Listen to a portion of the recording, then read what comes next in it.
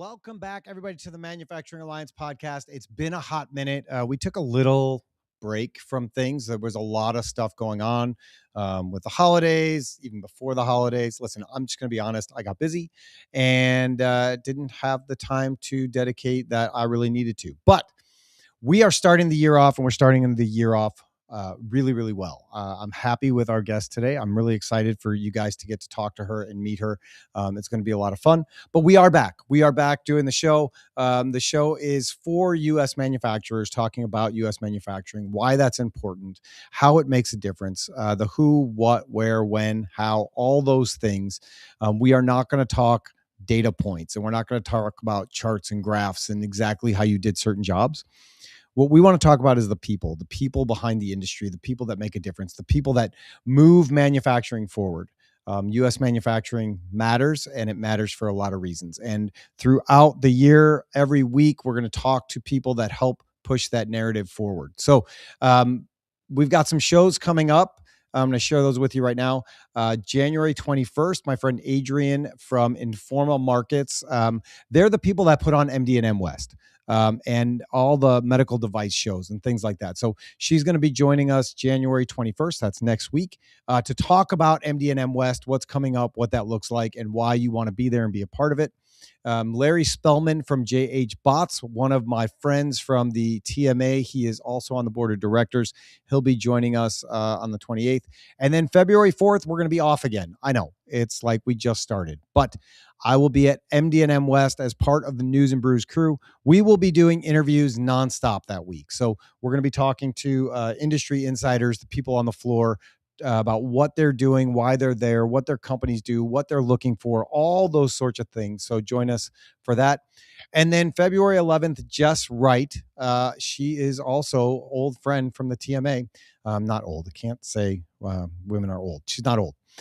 Jess Wright from 360 MEP will be joining me. That's something I've been looking forward to for a while, and things just haven't worked out. So that's what the upcoming schedule looks like. I'm excited for it. If you like the show, if you've missed the show, do me a favor, subscribe to it, whether that's on LinkedIn, whether that's on YouTube, Facebook, wherever that is.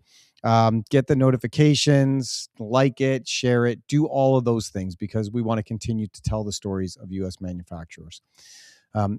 If you're a coffee drinker, no, that's the wrong one. Sorry. If you are a coffee drinker, check out our friends at shopfloorcoffee.com. They will also be at MD&M West handing out coffee. It is, it's quality. And if you like your team, give them quality coffee so they do quality work. You can get a coupon code ALL10. Just go to shopfloorcoffee.com. And last but not least is the thing I keep talking about. It is MD&M West, not the Bible recap. You can do the Bible recap with us also if you would like to. But MD&M West is coming up February 3rd through the 5th in Anaheim, California. It is where all the manufacturing leaders are going to be. All the the medical manufacturing leaders and companies, whether that's plastics, packaging, whatever that looks like. They're going to have discussions and forums and all kinds of things coming together in one location. So you don't have to go all over the place. You don't have to go to all these different trade shows. You come to one trade show and you find everything that you're looking for at MD&M West.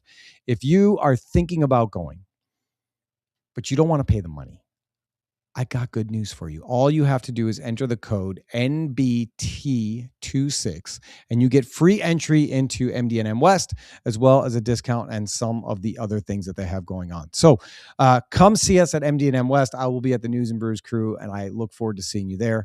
It will be amazing to talk with all of you and see what it is that you have going on, because that's what it's all about, right? Like manufacturing is kicking off and growing incredibly. So join us for all those things. And I look forward to seeing you there. It's going to be a lot of fun. That's what we have going on right now. I'm trying to keep that opening short and sweet now, because sometimes I noticed it got way too long. So we are going to jump right into things. I have a guest that I met on LinkedIn. We talked for the first time, like actually spoke like with words and audio for the first time today. Natalie Macias is joining us from the shop classroom, from the classroom shop, or what is the shop classroom, the classroom shop? Which one is that? We call it the annex, but it is just our classroom shop. The annex. Well, welcome to the show. I'm glad that you said yes to coming on with us, and you get to be the first guest of 2026. It's my pleasure to be here, honestly. And it's also a big kickoff for this year. I mean, I'm also planning to go to MD&M West. So there's a lot of things coming and planning out so far. And, a lot of things on our end here as well that we're planning to do this coming year. That's awesome. So, what will you be doing at MD&M West? Just walking the show, seeing what's going on, or you have specific tasks? Well, at MD&M West, I do know of my some fellow peers and connections that will be there. So I am looking to finally connect with some other peers that are going. I'm looking at the different technological sectors, and if the coordination goes on well, bringing some students from some peers that are looking to go into the medical and engineering field here, that'll also be going hopefully through the student summit. So we're working on that at the moment, but it's definitely going to be something we're all looking forward to, and to see how people are actually doing in the medical and manufacturing area there at MD&M West. It's it's awesome that you're looking to bring more students to see what's actually going on, because I think you get a totally different perspective. You can sit in the classroom and they can talk to you about what manufacturing is and what that looks like and what kind of businesses are out there. But the reality is you don't know until you step into that space. And absolutely, I would like to agree with that. I mean, the past, I want to say 2 years, I've been a recent attendance for West Tech here. That was also at the Anaheim Convention Center this past year, actually. And it's really different from seeing and speaking, all the textbook knowledge of what manufacturing really is, and actually seeing it up front, the people who are doing manufacturing, who are doing this in different industries. I mean, at West Tech, we saw from different aerospace companies, the different dyes of prints, and from all over the world. And honestly, it's a really good experience, I will say, for any high school, college students that are looking to see what the manufacturing industry is really about. Yeah. So you got to tell me about you, because yesterday when we were messaging back and forth, was the first time I realized that you were still a senior in high school. How are you getting yourself out there, and why is this so important to you? But I guess before we get there, who is Natalie? Like, what's going on in your life? Well, me, I'm inspiring to be an engineer coming up. I'm finally applying to colleges, specifically going into the industrial and mechanical area of engineering. So, depending where I'm heading is kind of to see where I'm going to narrow down my scope. Beyond college, I'm looking to further delve myself into the manufacturing industry. For the past 4 years, I've integrated myself through talking at different events, going to these trade shows to really learn what manufacturing is and where do I feel I belong within engineering. I've sort of gotten like the love for engineering starting probably earlier on. Middle school, we'd all do these different sorts of technical events. I mean, I was pretty much a nerd, so it kind of delved from there. Knowing, starting off my year, I joined a first robotics team. I was part of the first tech challenge, so that was the first time I managed a big project. That same year, I managed an interdisciplinary project within a video game company, which was part to help further develop agile principles with some other students, especially since it's our first year. So, really get that coordinating system to continue on. The following year, I was also, so a big rhythm with me. I'm a project manager at heart. So, pretty much a leader right there. The following years, as well, has been more interdisciplinary projects. Last year was a mock mission to Mars. So going on through there, I actually helped build an autonomous robot train to mimic roving through the terrains of Mars and looking for terraforming and things of that sort. And this year, I am the CEO of Arcturus Industries. We are a company under the CARPA initiative. Our teacher was a former DARPA employee, research and development. So he modeled that after to create CARPA, named after, well, we would like to say after himself, but it's the California Academy of Mathematics and Science. So through this project, each year we have a different challenge that's supposed to mimic what it is like to actually have some sort of technological assignment tasked to us. And this year it was an ornithopter. Basically, in a short, sweet note, it's to build a robotic bird, something that Da Vinci couldn't even do himself. So we're really tasked with the problem at hand, and I'm in charge to making sure we actually reach there. That's a lot of stuff. Like Yeah. I know high school kids that have a hard time like just getting out of bed and making it to school on time. Where do you find the drive to do all these to do as much as you're doing with as much gumption and passion that you have? I think it's that once you find that spark within you, like something that you really love, something that really drives you, it just keeps going. Like it's to the point where you don't want to stop and you're trying to do the most you can. I mean, I myself have, well, I'm looking to finally finish starting, but a program where we could get more students to get the research, the in front model of what it actually is to be within these industries. I mean, I feel like one thing I lacked when I started all of this was a role model to Mm, actually look to, who is doing this, what do they look like? And that's like a lot of things that I've talked before in previous podcasts. We love seeing who's the people actually doing the work and what it actually means to be within the industry, not just what you do, but who are the people actually doing it. yeah. And that's something that I personally wanted to put myself in the position to do, to see that any other students, any other person who really wants to do and is passionate about what they're doing, whether it's just something STEM related or specifically manufacturing, that anything is possible once you start putting yourself out there, and there's people out there who are willing to help. Yeah. And honestly, that's been a big strive and goal for my personal mission. And I mean, I've made a lot of friends along the way. I've been on platforms I didn't even think I was going to be on before, just with my love. And it's not something like, doing it for, to get it out there for college. I will say I hardly wrote a lot about that. It was a lot more about what my love was for manufacturing. Yeah. And honestly, once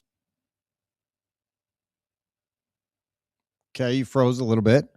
We'll see if that comes back. If not, you just bounce out and come back in, and we'll let you back in. But I think it's. I'm just gonna say I think it's so awesome to see a student that is taking ownership of their own life and their own ambitions and their goals, and wanting to step into something that's new and unique uh, in a big way. So I'm looking forward to digging more into that. So I know you didn't hear what I just said, and I was just like spending some time there.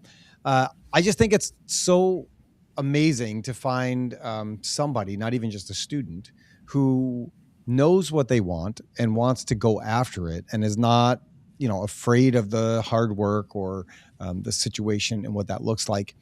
What is it about manufacturing and engineering specifically that got your attention? I mean, I know you say that you are a nerd. I don't know what that means exactly, but uh, that just means that you're gonna be rich one day, because that's what tends to happen. But what is it about engineering and the manufacturing space that gets you so excited and amped up? I mean, you said once you know what you want to do, it's not hard. Why this?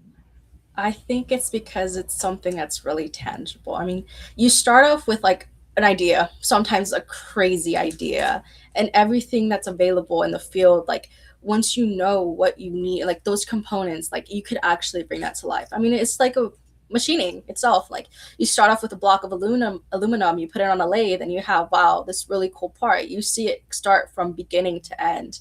And I feel like I kind of fell in love with the process. Hmm. Seeing something start from honestly some mere words on a paper or a technical drawing sheet, and it actually comes out to this physical product you could be a part of.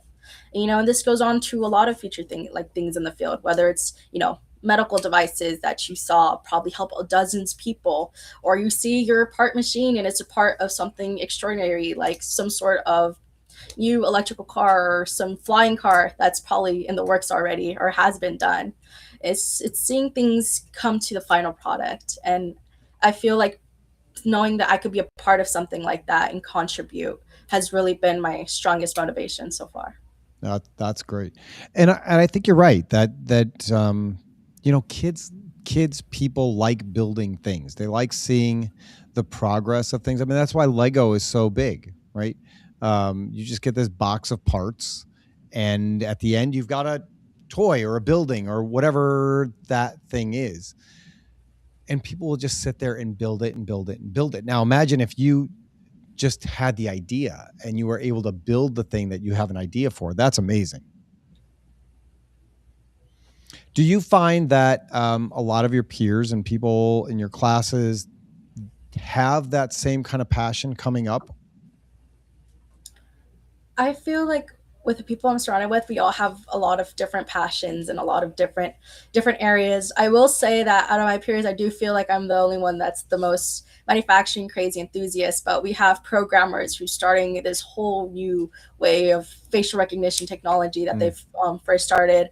Personal projects, robots. I mean, one of my classmates, peers, she built one of the first model birds that actually inspired us to take this project. So we have a lot of big thinkers in my classroom and peers who want to do it, especially with what they want to do in the future. I mean, the whole point of what we do right now is to prepare the future aspiring engineers of you probably going to have in the future company or even running the company some people might work for in the future.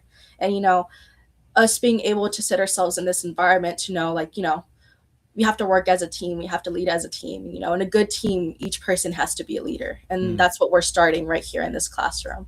And we're all going to go off to wherever we want to afterwards, whether it may be a startup or university or wherever they want to go. It's that they leave with that, that sense that I did this before and I could keep pushing to do it. Yeah. And so when you're looking at those things and you're saying, what do I want to do next with my life? Where do I want to go to school? Do I want to go get a job? What are the things that are drawing your attention? Are you looking of finding a university that you want to go to, get involved, learn more of the engineering, the disciplines, the leadership side of things? Or are you like, I don't want to do that. I just want to get to work? I'm on the side of both. I'm deciding Yeah. my college based on where the most jobs for engineering are available. So um, I'm a much more hands-on person. I feel like once I learn something, I have to do it for me to truly understand what it is. If not, it's going to go through one ear and might slip the other. Yeah. So honestly, for me, it's been, having a mix of that hands-on and technical education that has really served right. Like, it's one thing to learn how to run a team, and it's one thing to actually be running a team and having that experience. I mean, I myself have worked with a lot of different personality types, and being able to learn how to decipher it is honestly probably the most difficult part when you're barely, learning that you have to communicate to different people in different forms and ways to get, your point across in the best way, and be the best person or leader you can to them as well. So learning how to communicate to others has honestly been, one of the biggest things I would say all of us have learned within this program. And, we're going to need that in any future environment. Absolutely. It's the hardest thing. It is literally the hardest thing because there's no instruction manual for that, right? There's nothing that tells you how to read people and understand the best way to talk to them and communicate with them to get the most out of them and to love them well and be able to take care of those things. It's Leadership is one of those things that every industry, every company, every department, everybody needs more of. Um, that's that's a given. And so, it's one of those things that it doesn't matter what you're going into. If you can study leadership and learn what that looks like, you're going to be much further ahead in your career path and just in your life in general. It's it's essential to learn those leadership skills that can go on forever and ever and ever. Um, Let me ask you, what do you think makes a good leader? Listening, Okay. listening. I feel learning when's the right time to speak and when's the right time to listen is one of Mm. the most important values of it. Sometimes when it comes to a team, you have to learn when to give the people their wins, even when sometimes they're not right. And being able to push on to actually make that correction is a thing. You have to learn sometimes also as well, when is it time to maybe give someone also the chance or to prioritize how this is affecting the whole team. I mean, I've currently, working with 42 people. You have to learn that sometimes, although some people may need the personal development in a certain position to talk to some people, I'm like, you have to understand, what exactly are you jeopardizing with that? And it's just learning all these different balances of what you're doing to really understand. It's a really big people thing. If you don't understand who you're working with, It's really hard to actually get to that end goal, because if they don't understand you or they don't want to listen to you, it's already going to be difficult enough to get that communication part to the other Yeah, side. 100% agree with you. And I think it's difficult because not everybody is built for leadership. There's people that are built, like everybody has the opportunity for influence, right? Um, but to be a leader and to be able to lead well is not something that everybody has the skill set to do. Would you agree? I would agree. And I will say that one thing of being a leader is to make everybody else around you a leader too. I tell my class, like, if I'm not here, if I'm sick, if you guys can't run without me, I Sure. failed already. I haven't done my part.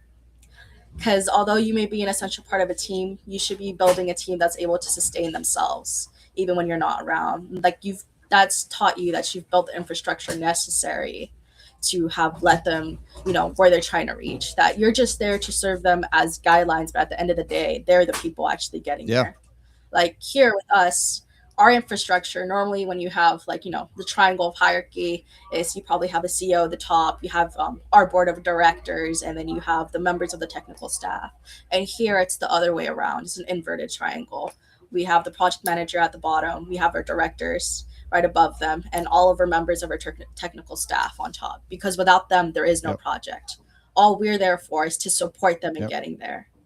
And that's where here we're at least based on servant leadership. I'm here to serve you guys in the best of my abilities to make sure that we as a team can actually make it to the end goal. You have so many important things to say. Where are you learning these things? Are you learning them in your classes? Are you learning them through things that you're researching on your own? Are you learning those through sports that you've been in, your upbringing, your faith? Where do these lessons of leadership come from? I would want to say, well, first of all, my faith. It's really learning how to serve others is the strongest way you could help someone. And you know, having that, growing up, it's honestly been one of the biggest things that's been with me. Same thing.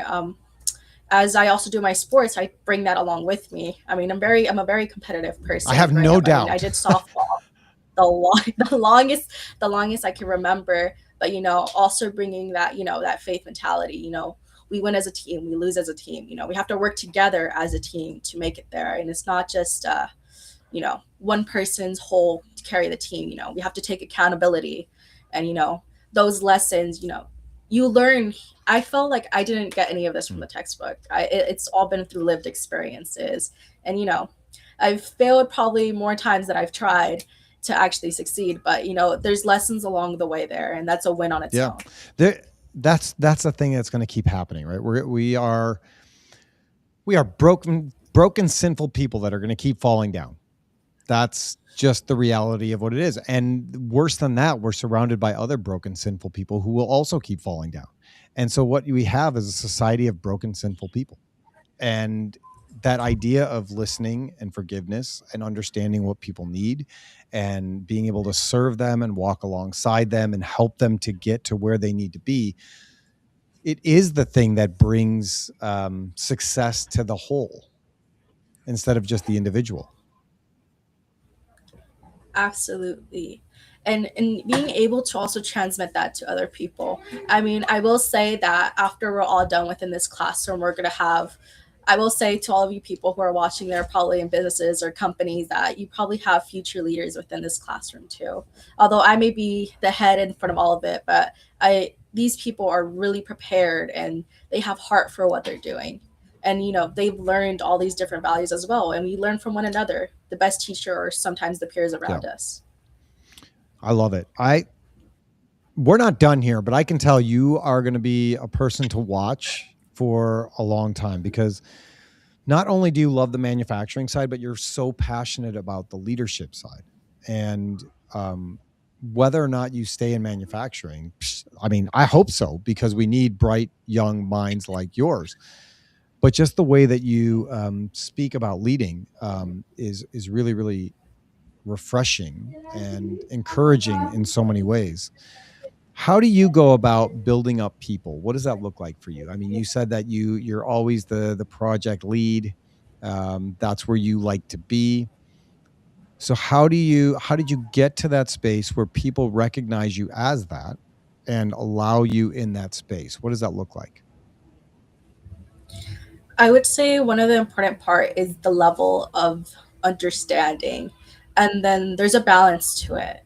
I mean, one thing that we start off sometimes, I mean, well, first of all, I'm out of the 42 people that we have, I would want to say six of us are girls. So Mm. sometimes some classmates could be a little stern. So I sometimes start off with I'm a person who's here to really help you guys, but I much value being respected and to be liked at the end of the day. Because if we're really trying to finish something, you know, being able to have your guys' respect and trust me to get you guys there, I value that more than maybe having a friendship with me. Because if we succeed, we all succeed together, whether you Mm. liked me or not. But if you respected my decisions enough to get me there, then I feel like that's powerful on its own because not everybody's gonna like you. Right? That's the truth. Not everybody's gonna like you, and not everybody's gonna like the way you do things sometimes. But if they respect you enough, where they trust your decision, then you've already made it to No, a I good love point. that. So let me ask you this question because you mentioned it. So you are one of six females in the program.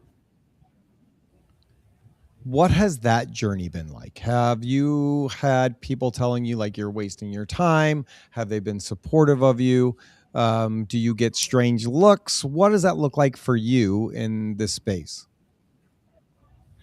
It's been all of those. Honestly, it's been that's where the part where I came out like role model. It was really hard, well, first of all, to probably see any other female engineers Mm. in the field. And I've talked with my instructor for when he first started the program, probably like I want to say 30 years ago. It started from maybe two girls within the classroom to probably like now within both the companies Mm. 14. And although it's not a big number, it's still some sort of progress. And I mean, there has been a mix of people saying, maybe this isn't a field for you guys, maybe they won't respect your decisions. I mean, some people they like to see someone else in that sort of position of power. Or why do you think in a room full of boys they choose a lady to do this job? So sometimes you just, we learn as we go. And being respected by your peers or even your peers either pushing you or kind of putting you down to the side, you experience a little bit of all of that. I will say my biggest champion here has been my Mm. instructor. I mean, I won't say he's old, but he's been around for a very long time. So he's seen, the rise of what it has been female engineers in his time. I mean, his wife herself, she was one of the very first people to have worked on the CAD modeling when CAD first ever came out. So, he's seen what it's been like in the journey of the engineering field from then to now. Yeah. It's it's one of those things that makes me sad sometimes when I mean I have a lot of friends who are female in the industry, and when they tell me about the difficulty or the struggle that it's been for them to get to different places, it makes me sad. Like when we go to a conference or a trade show and it's all like gray-haired white people, white guys, not even white people, gray-haired white guys. It is like, where is everybody? Like, why are people not stepping into that space? Um, do you feel like it's a welcoming environment? I feel like it depends Okay. where you go and who you head to. And I feel like it could be more welcoming. I mean, I have peers who have, instead of coming to engineering, although they kind of thought it was fancying them, they'd rather go to biotechnology or something other related instead of engineering because, either first everybody tries to make it very intimidating or the people Hmm. aren't welcoming enough. I don't get it. I don't get people. I just don't. I mean, I want to work with the most qualified, skilled, good human beings that I can. I don't care. I don't care what. I don't care what you look like. That's the reality. Unless, I mean, maybe some people are just jealous and they don't know what that looks like. Mhm. Yeah.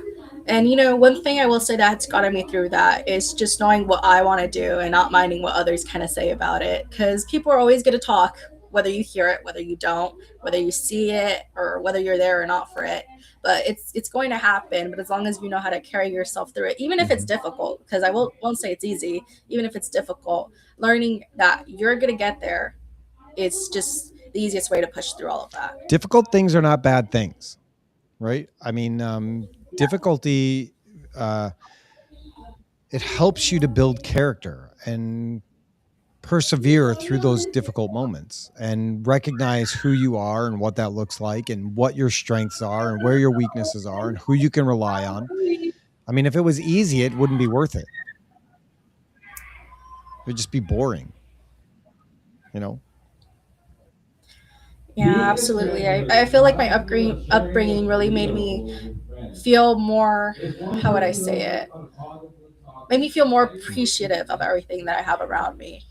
I mean, everything. I grew up in a not so wealthy area. We didn't have a lot of this technology. I mean, I still remember when a lot of things, or even like phones, laptops, were already Mm. out of reach. And being able to be at a school like this, safe as well, it's just very appreciative of the resources that's around you, even if it may be minimal, but still appreciate what's available to you in the first place. That sense of gratitude will do wonders. I mean, when you don't think when you don't have a sense of entitlement, but the opposite, that sense of gratitude, then yeah, every opportunity that comes your way is an opportunity for success. It's an opportunity to learn. It's an opportunity to grow and become better in all those ways.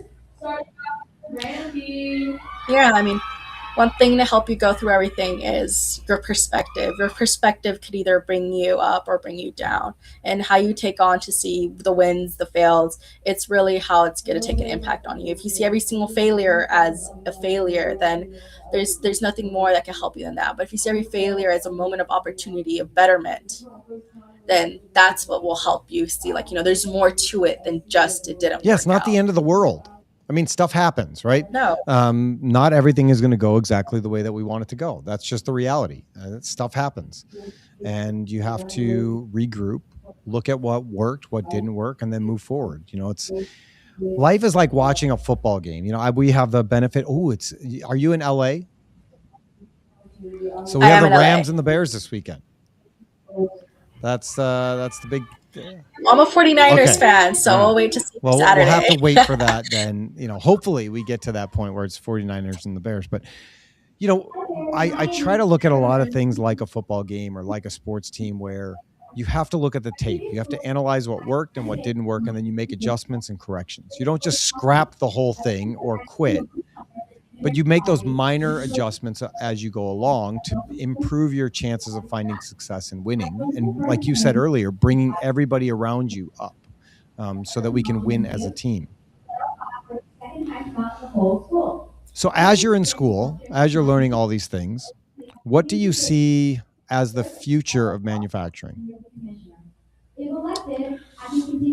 I feel like a lot of things have been advancing technologically, and I do feel like there's a lot of groundbreaking things that are going to come our way pretty soon. I will say that I do see a very big change on how some things may work. We're losing a lot of people interested in it. Mm, That's how I'm gonna say it. I mean, our programs here, for when I first started CNCing, here at the school itself, there's a lot less people wanting to even take the class, or even knowing what it is. I mean, when people think engineering, people think mechanical, people think aerospace, people think electrical. They don't see that there's also the machining side to all of that comes with all, the tolerances, the actual getting there with material from point A to point B. And I feel it's like the knowledge of that this field even exists out there. yeah. Why do you feel that that is? Is it a lack of support in the education of what's available? Is it just people not understanding that, like, this highlighter has to be engineered and has to be figured out how to make it more streamlined, more green, more efficient, more appealing? Do you feel like there's just a lack of information where people don't know what the industry is and what it has to offer? I think it's a mix of that, but I also will say, I mean, for schools or school districts or trade institutions, I mean, if it's just a school district, it's a lot to maintain a machine. It's a Mm. lot to even set it up, and there's a lot that goes to it. I mean, a machine could cost to a quarter a Yeah, they're million not or cheap. less, but they're not cheap. And there's also that point of funds. Learning things like that. Maybe partnering with neighboring machine shops, but you also don't want to take away their time from working as well. So there's other factors that go into it and considering having it in the first place. But I will say that information should not be withheld. It's very readily available for people who are looking for it, and that it would not hurt at all to actually put it out there for more students to know that within manufacturing, there's all sorts of different kinds of job for all sorts of different people too Yeah. within it, whether it's in business or analytical, whether it's within the programming side, actually getting the hands-on portion. I mean, there's a lot of different things you could do within the manufacturing field itself. Absolutely. And just to hear you say that you've seen people just kind of lose interest in the idea of manufacturing as a whole makes me wonder why. You know, um, I think the machining classes are really cool. I never took one, but the school I went to didn't offer that program. But just the idea of being able to build things with your hands and um, do those things in a real tangible way to me is amazing. One thing I like to emphasize, I've been helping teach a drafting class here at the school for this is the second year now. And people are like, these TDPs, these technical data packages, this is what they take to actually make the part when you're actually within a machine shop. So, it's very important to kind of teach them sometimes the foundation of like, hey, this is where everything kind of starts, and everything you see out there is the end product. Yes. Yeah. So wait, now you're also teaching at the high school? Oh, well, I help our instructor as a TA, but us previous students mostly do helping with the teaching and CADing for what it is drafting. So we do manual drafting. So we teach drafting by hand.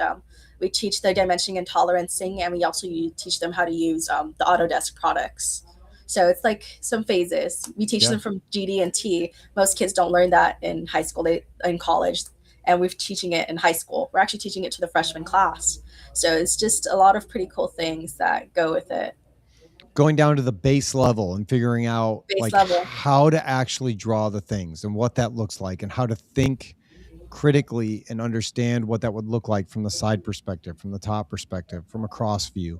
Not relying on the computer to do all that stuff for you, right? But um, allowing your brain to be that to be the computer for you. Yes, that's why we teach manual drafting first before they even get to touch the computers. That way they actually know like there's a reason why the line goes here. There's a reason why there's a dimension here. And then, while they're drawing it out, they get to see like, huh, so this is what I'm actually going to do on the computer, and everything starts to make sense because they're seeing it from a different perspective. Yeah, I love that.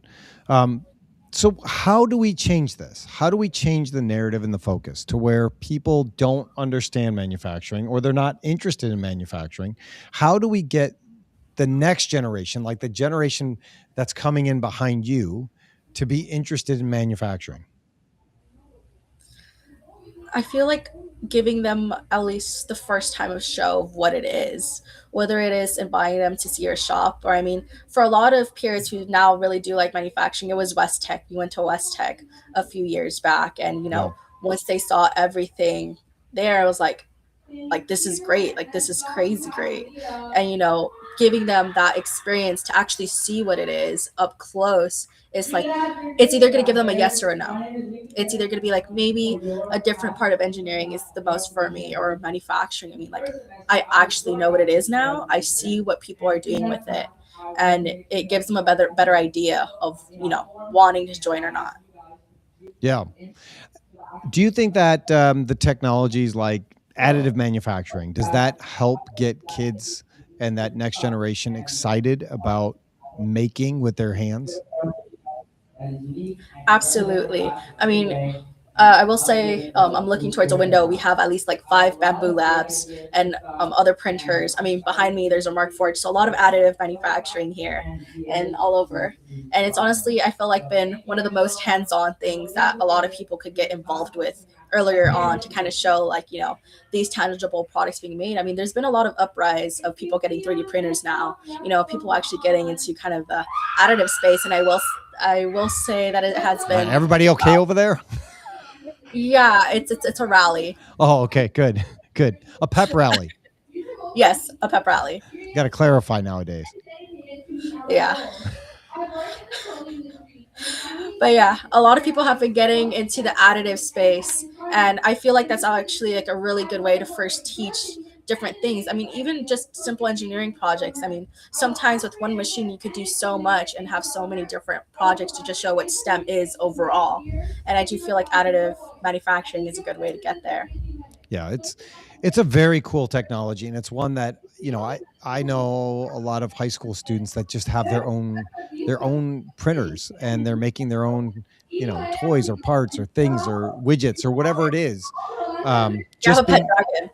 Yeah, just being able to process what that looks like, how to put parts together to make something, and have a concept become a reality is amazing. I mean, it's something that people didn't have for what, the last 10 years we've been able to do those kinds of things. But before that, it was like, Yeah, if the stores didn't make it, you can, I mean, you didn't can have cut it it. out of cardboard, but that's kind of going to be a sucky toy. But you can do it, you can try. But now it's like you can just make whatever it is that you want. And I feel like first of all, like the commercial use of 3D printers, but I also feel like in the engineering side, I mean, it's helped a lot for prototypes and things like that without wasting a lot more money on actually getting the different materials of it. You can use the plastic itself to actually test if your thing will actually be compatible. Is it under the right tolerances to do so? It's a good way to visualize it before spending so much on probably 100 different prototypes to show to some sort of client, and it's all made out of metal and it doesn't work. Yeah. So it's those things that people to take consideration. Like for us, we built five different prototypes using the 3D printers. So it's those tools that are easy for access, and also for people who just want to start their own projects, a good way to start off. Yeah.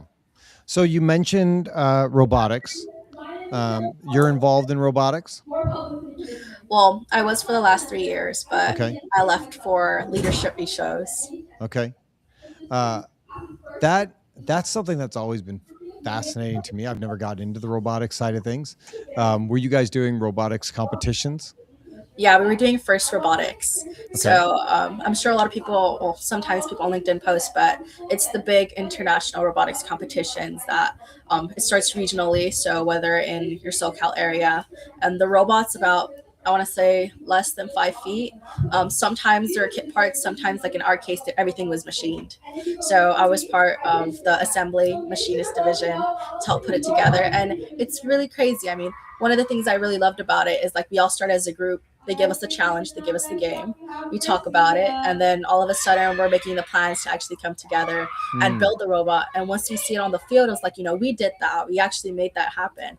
And always thought about it as the PG version of BattleBots to make it Okay, look. that's what I was going to ask. Are the robots fighting each other? No, they're not. They're competing against each other. So yeah, they can't fight each other. If it kills another robot, it's like a big penalty. Ah, okay. Well, that's fair. I mean, that's kind of how it is in life. If you kill your competition, there's kind of a big penalty there. Yeah. So But what yeah, it's what they another. would do is they would give you an assignment. They would give everybody an assignment, and then it's up to you to build a solution that's going to work best. Is that what that is? Yeah, so they do the game reveal around, well, they already did it December, January time. So beginning to the new year, they reveal it. It's all through a live stream to all the different teams around the world. And then what's going to happen is that the teams would probably have some kickoff day to discuss as a team, what are the problems here and what do we need to actually do to compete within the game. And from Okay. there, that's where all the brainstorming starts. That's awesome. That sounds like so much fun. My daughter, she's a junior here. Her freshman year, she was in a class that was what was it? Engineering and woodwork. I think, or geometry in woodwork is what it was. So that you, as you were learning geometry, or you were putting uh, those lessons into practice, and building things that the school needed in and around the school. That's You cool. know, yeah, she enjoyed it. Besides having to work with certain people that didn't get it, Um, and in a classroom environment, in a team environment, you're always going to have some people that don't do as much as other people and don't get it and make life difficult. always, always, always. And it's sometimes the thing that kind of takes when you're in an environment where you really love to do something, and if everybody else is not spreading the same energy, and honestly, it comes to the point where it becomes too much, and it's not as enjoyable. And it's not because you don't love it; it's just that the environment you're in isn't Yeah. the best suitable for it.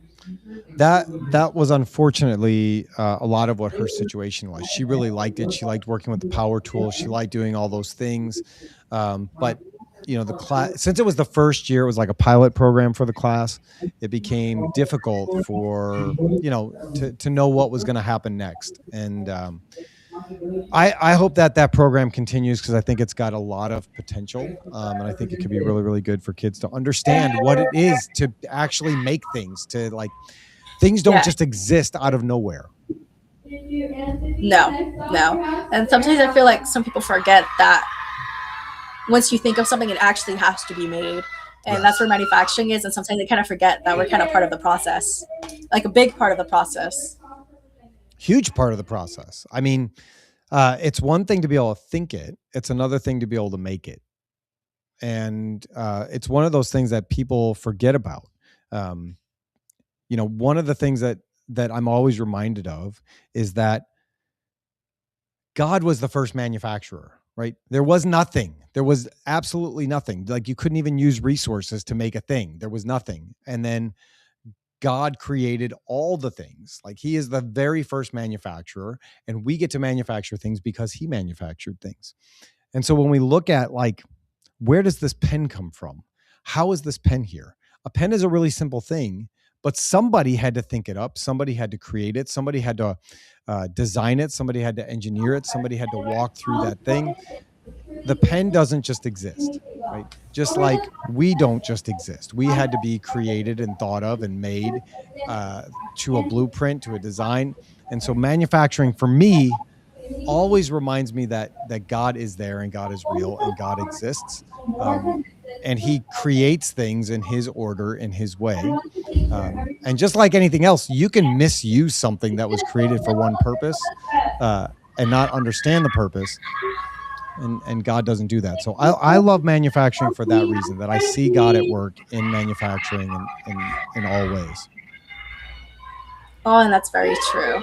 I mean, being able to understand that is also another way you could see what the field is. I mean, that's what I feel. The reason some people join this field is for the perspective they see it, and it's something that it draws to them, and that's the case for me and you. We're really drawn into this field, and it's kind of kept us there.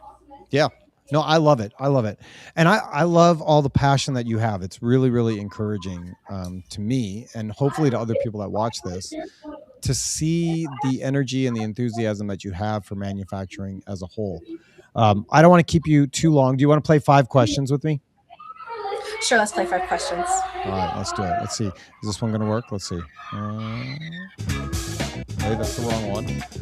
I got a couple different songs here. We'll play one of them. Hold on.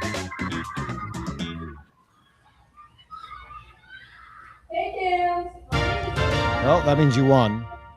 There we go. There's some music for us. All right. Question number 1. If you could make one rule that everyone in the world had to follow, what would that rule be? Well, that's hard. Be respectful to one another. Be respectful to one another. I like that. If people would just do that thing, how much better would the world be, right?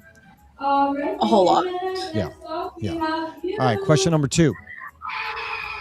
What is the one thing that you're superstitious about? Or like, this has to happen in order for this to happen. Like, for me, I always have to put my right shoe on before I put my left shoe on. I don't necessarily know why. It's just, I'm a little crazy? It's the way I make my coffee. The way you make your coffee. How do you make your coffee? If I put the sugar in after I put the milk, it does not taste the same. Okay. All right. Now, have you done a blind taste test to see if that's true? I have, and I still can't. I feel like it just doesn't dissolve the same way. Maybe it's probably still my idea, but I still taste the difference when I put the sugar in after the milk. But the engineer in you has done the testing to figure out if that is real or just in your head. Yes, I had to. I mean, everybody says like there's no possible way it's the same thing over and over. I'm like, no, it's not. Like it doesn't dissolve the same way. Yeah. It probably No. does. Although, chemical composition, it's chemistry at that point, right? Maybe it doesn't. Maybe the milk makes the drink thicker and it doesn't absorb the sugar properly. I don't know. Maybe you're right. Maybe. Could be. All right. Question number 3. If you swapped genders for the day, how would you spend your time? Ooh, that's hard. I mean, I'm always curious what was the difference between the strength? Like, what can I do? Like, what can I go do? How fast can I run? Like, how far can I go? That'd be my thing. Yeah. If you had like that different bone structure or muscle mass or what that looked like. Absolutely. I love that. And again, here you are saying, I want to do an experiment. I want to see what the difference is. I mean, you just have that engineer mind with that you can't shut it off. It's great. Question number 4. If animals could talk, what would be the rudest and why? Oh, that's kind of hard. I feel cats. I feel like cats are kind of sly. Maybe that's why they're not at your house most of the time. They kind of just like want to leave and then they come back whenever they feel like it. That is honestly the number one answer that we get on the show is cats. I don't know why people have cats, because apparently most people think that they're rude. So it makes no sense to me why you'd invite that thing into your house, but they do. They do. Do you have cats? Do you have pets? No, but the neighbors do, and they poo all over our yard. See, they're Probably awful. don't like us. They're awful. They have cats, and the cats. Yeah, they have like yard? 5 cats. Oh, that's too and many. They jump in our yard. That's 5 cats too many. 5 cats too many. Stupid cats. They don't even like the cats, so that's why they keep them outside. All right, last question for you. This one can also be an experiment, but you might get in trouble for it. How many kindergarten kids could you take in a fight before you were outnumbered? Okay, so this might be out of my own perspective, but I'm like barely 5 feet, and some of these kindergarteners are fed like some different kind of food these days, and some of them are like just right there. So it would depend the kind of breed of kindergarteners, because some of them are just way too tall and they're not supposed to be that tall. Yeah. I would say like that. I would say like maybe 15 if I had like candy or something. 15. That's a good number. That's a good number. That's not, I was afraid that, or I thought that you were going to go like much lower than that, considering the stipulations you were putting there, that like some of the kindergartners can be really big and that could be a little bit scary, but 15 is a good number. And I think if you get one, right, if you just knock one out, the other ones are going to be a little bit scared. Fall back. Yeah. And you might be able to use them as a weapon. You could swing them around a little bit and take some other ones out. But I think 15 is a solid number. That's a good guess right there. All right. Well, thank you for playing 5 questions with us. It's a stupid little fun thing to do, but it's fun. I enjoy it. If you have been with us and on the show, we are live. If you have any questions or thoughts or comments that you would like to give to myself or Natalie, please don't ever hesitate to do that. Natalie, is there anything else that you would like to discuss or have people know before I let you go back to your daily routine?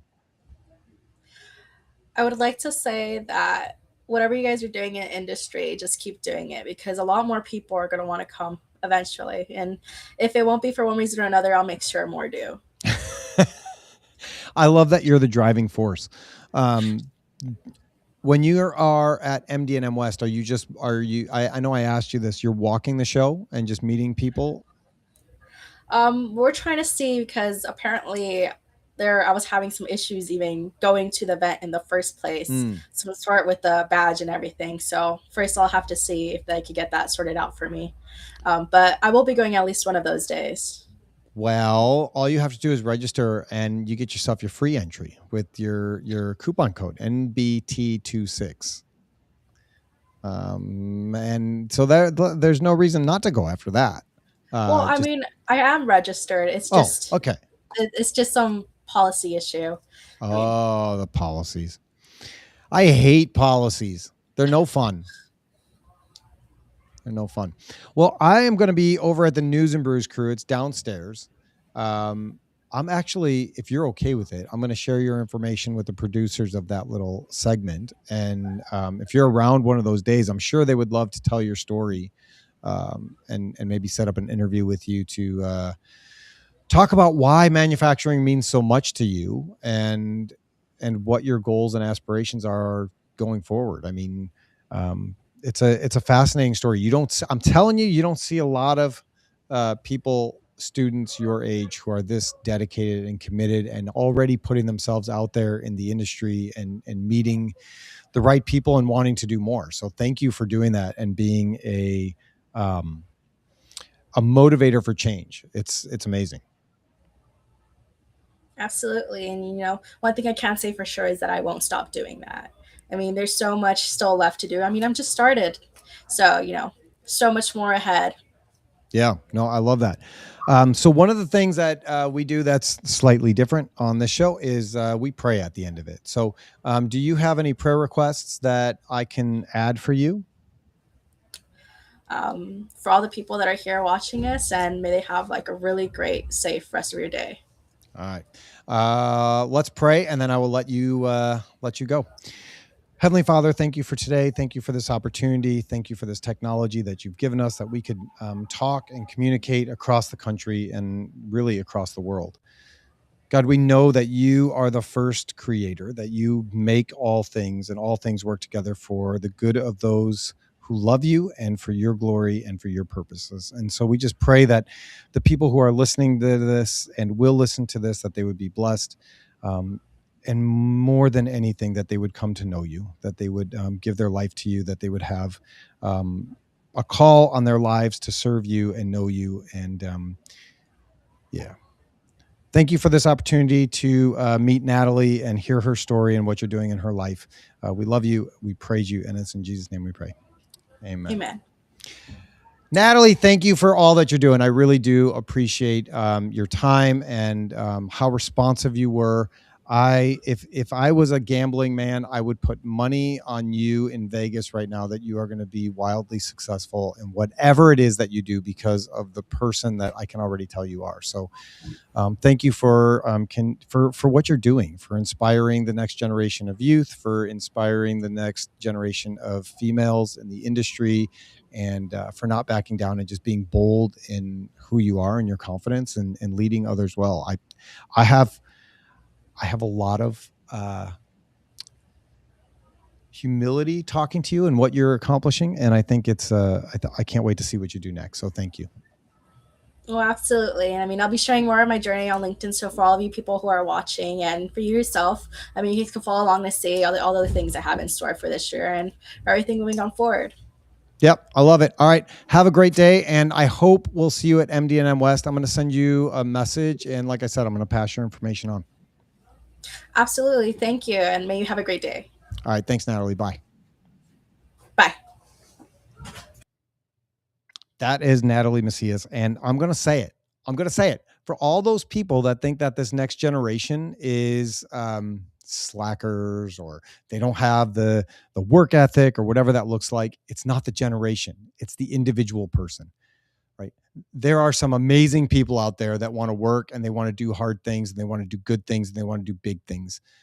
Natalie is one of those people. They are out there, right? We just have to continue to push them forward and to motivate them and encourage them, and get them to want to be part of what we're doing and what this industry is as manufacturing. So go out and tell the story, right? We have to evangelize for what it is that we're doing.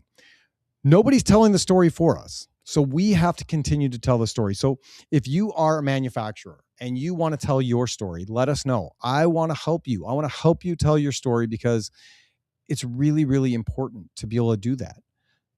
So if you want to be part of the show, I want to have you be part of the show. That is a goal for me, to continue to grow this show and get more and more and more people talking about what manufacturing is. So if you'd like to be part of the show, send me an email to tony@alliancelasersales.com, and we will make sure to get you connected and get you the right paperwork and get you out and on the show. And tell your story about what you are actually doing in the manufacturing space.